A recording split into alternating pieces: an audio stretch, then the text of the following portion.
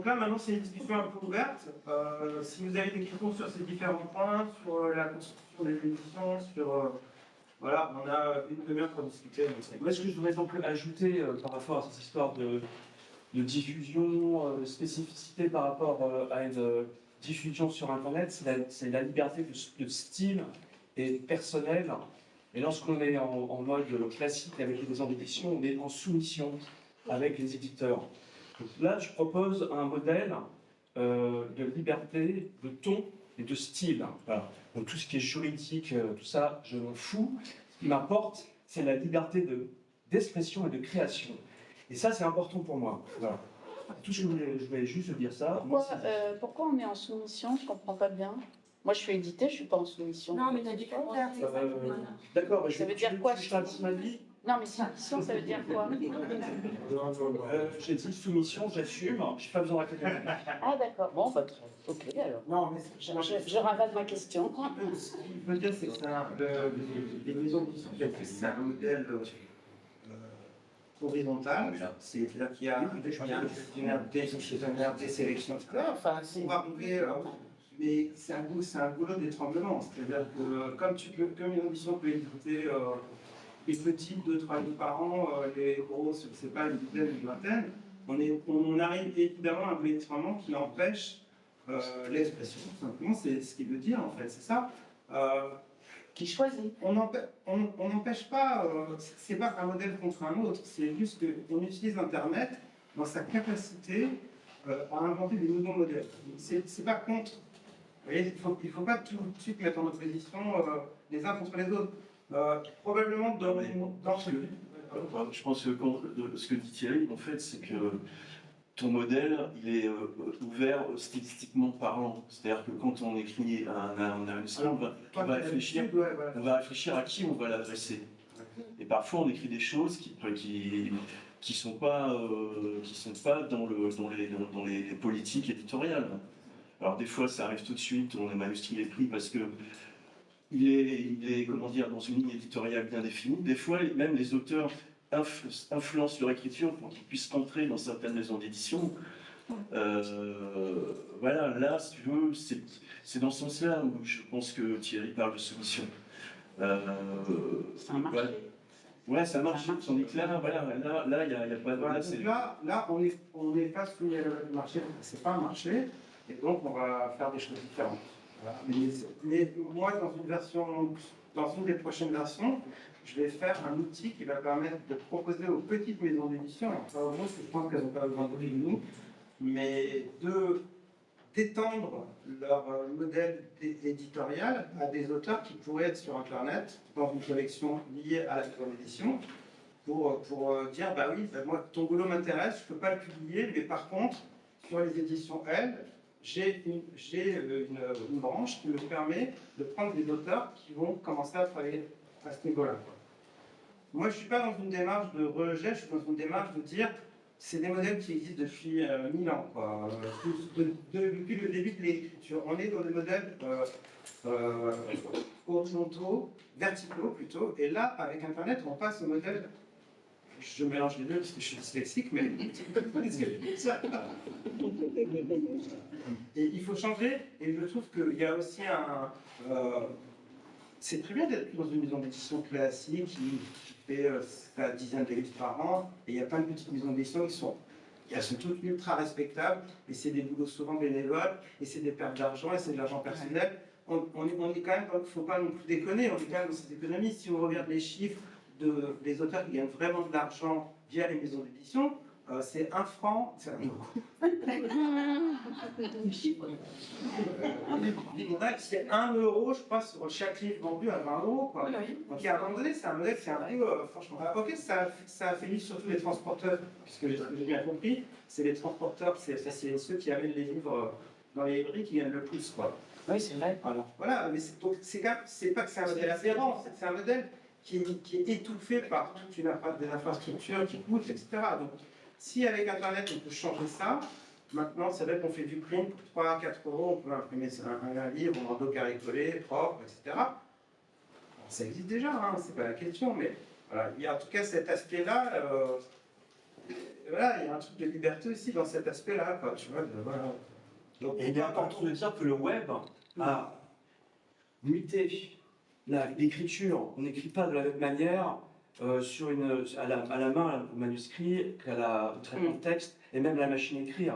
Et maintenant, qu'on le veuille ou non, on écrit différemment avec les claviers, avec même l'interconnexion permanente, etc. On n'écrit plus comme Balzac ou comme Houellebecq. Exactement. Et ça c'est aussi un aspect super important, c'est qu'effectivement, ça génère des nouvelles écritures. Ces modes d'appréhension génèrent des nouvelles écritures. On va vite, on va plus vite, on a envie d'aller vite, on n'a pas envie d'attendre 2 ans avant que son texte soit publié. Dans le meilleur des cas. Je sais pas, toi, puisque tu as une expérience, tu as mis combien de temps entre le moment où tu as terminé ton livre? Le premier, 18 mois. Voilà. 18 mois, mais comment dire, tu as tout à fait raison de dire qu'on écrit, c'est absolument pas. Moi, enfin, mon livre, moi, le premier est paru en 2002, et j'ai tout écrit déjà à l'ordinateur. J'étais internaute en 95, donc ça remonte. Et effectivement, il y a très peu de brouillons, il n'y a pas de rature, il n'y a pas bon. Et en fait, la manière dont je l'ai. Bon, déjà, je ne savais pas trop que j'écrivais un livre, mais enfin, bon, finalement, ça en était un. Et donc, c'est pour répondre à la question, 18 mois. Mais bon, je l'ai envoyé, j'ai été plus. Toi, Pierre, c'est comme ça, c'est autre chose. Oh là là, moi c'est. Et après, ça peut prendre des. Ça dépend des manuscrits. Mais voilà, il y en a un, il a mis 20 ans à trouver un Ouais, c'est ça, éditeur. voilà. Il y en a un autre qui a pris.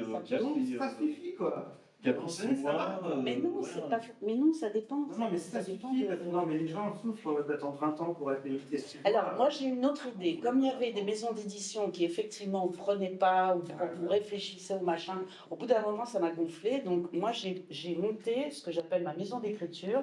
Je me suis dit, puisque eux, ils ont des maisons d'édition, moi, j'ai ma maison d'écriture. Et à partir de là, j'ai mis en ligne des textes avec comment dire, des catégories, avec un ISSN déposé à la BNF, hein, donc comme une revue. Et je sais ma maison, donc j'y vais quand je veux, la nuit, n'importe quand, voilà. Et j'ai un espèce de contrat avec le lecteur qui dit, dans ma tête, hein, c'est entre moi et moi, hein, je ne les connais pas, et qui dit, j'en mets 3 par mois. Maintenant, ça me fatigue un peu, donc j'ai mis 2 par mois au minimum.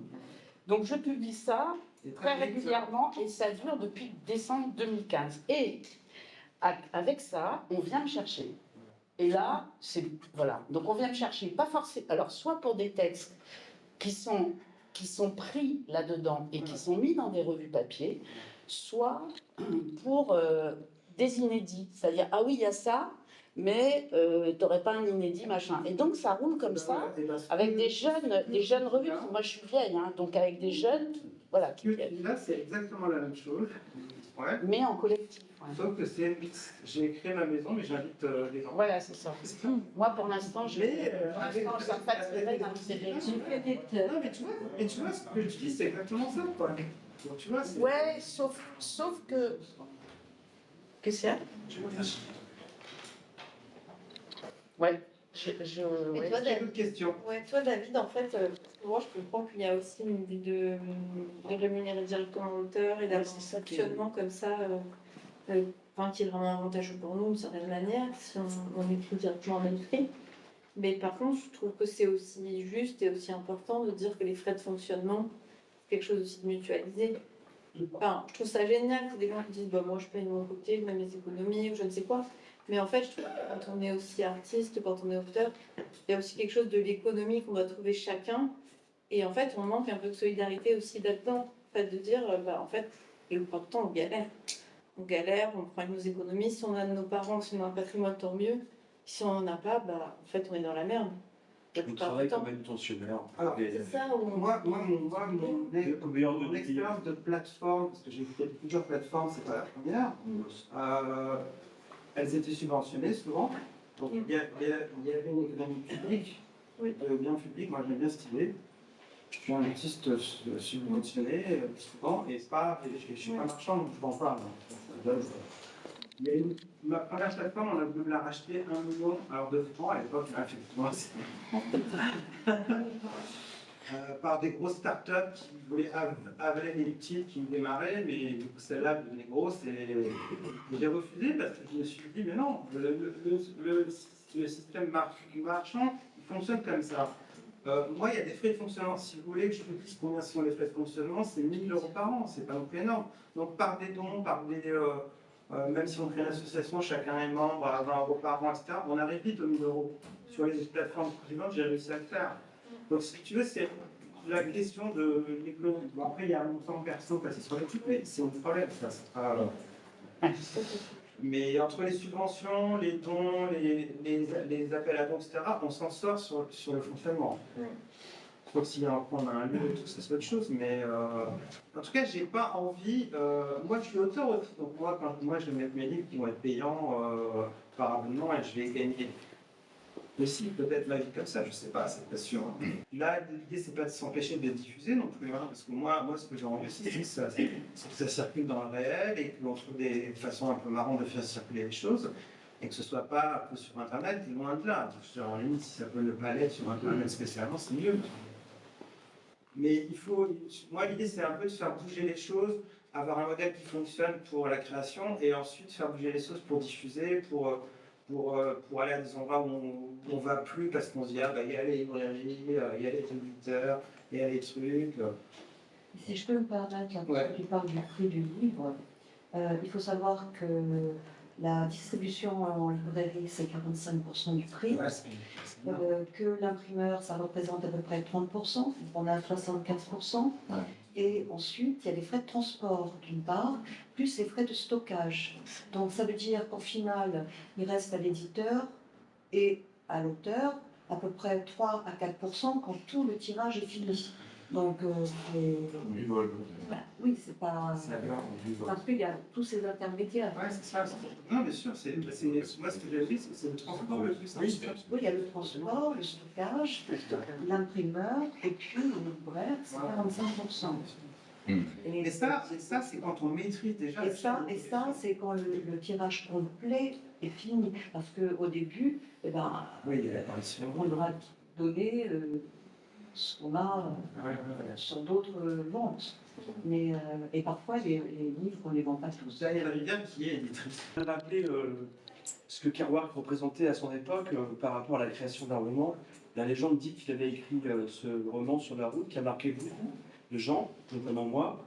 Bon, la légende dit qu'il a écrit sur un rouleau de papier. Pour moi, ça veut dire Internet en fait. C'est un rouleau sans fin, une éternité. Et à un moment donné, on fixe. C'est ce que je fais. Et sans compter, je spamme, c'est mon expression, spammer. Ça veut dire que c'est une pourriture littéraire, parce que ça ne vaut pas un clou pour les éditeurs rive gauche. Voilà.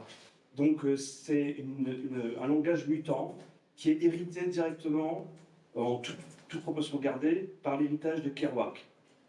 Et Kerouac, bizarrement, avec Neil Cassidy, s'inspirait eux de Flaubert. Mais c'est bizarre comment ça peut revenir. Et Kerouac était français.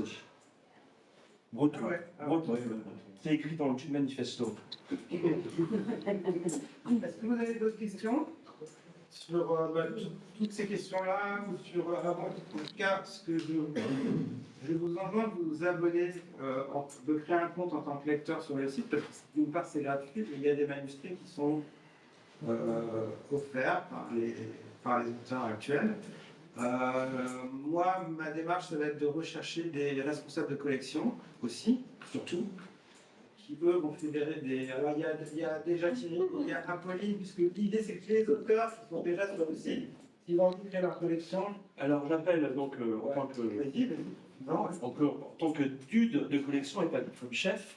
Donc le dude, c'est quelqu'un de cool, on va les essayer. On voit un peu de temps en temps. Le coup, il faut pas le faire chier, quoi. Ça, c'est sûr. Et donc, ma collection, c'est justement par rapport à la liberté qu'on peut avoir avec son esprit et avec le sexe, la drogue, l'indépendance, l'addiction, la folie. Bon, j'ai fait 33 jours d'HP, je sais ce que c'est. Et donc, pour être admis dans ma collection, il faut avoir fait de l'HP. Donc le singe, je trouve, Je vous préviens, il faut aller au Club Med. Ça s'appelle Le rêve du singe fou. Magnifique titre. Voilà.